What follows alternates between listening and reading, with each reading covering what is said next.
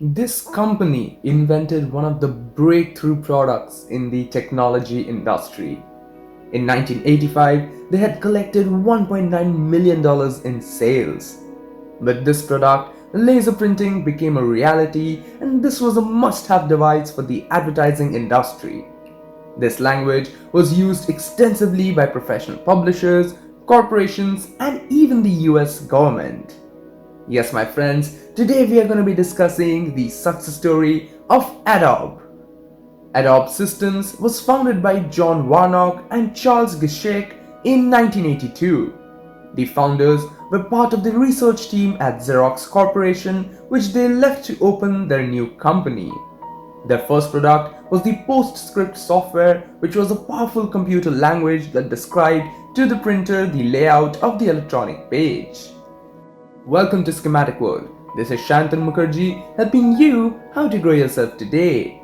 If you are new here and want to learn more on how companies develop their success paths, then do consider subscribing to the channel and clicking on the bell notifications so that you never miss an update. So without further ado, let's get right into this video. In 1986, their revenues had touched $16 million, out of which their income was around $4 million. Next, they introduced the Type 1 typefaces, providing digital type fonts which could be printed at any possible resolution. This was another game-changing product that Adobe had released. Soon, more than 14,000 character sets were developed by vendors, which Adobe included in its library. Next, they went on to introduce a stunning product called the Adobe Illustrator. This software allowed users to create high-quality drawings which could be easily printed or published. Their type library had soon become the world's largest collection of typefaces for personal computers. In 1988, the company posted revenues of $85 million, more than double that of last year. It was evident that Adobe was growing at a fast rate. The company was always dependent on its R&D development to come up with a new software which would allow it to keep up with its reputation as being one of the biggest software makers in the world.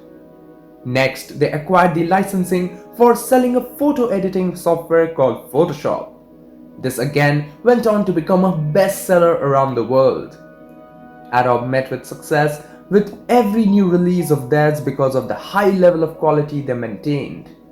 In 1990, the company had total revenues of $170 million, out of which their net income was $40 million. By 1994, it had increased its revenue to $670 million. But in 1998, the company faced a huge setback as Hewlett-Packard developed its first clone of the PostScript software, and thus Adobe's sales and licensing decreased by nearly 40%.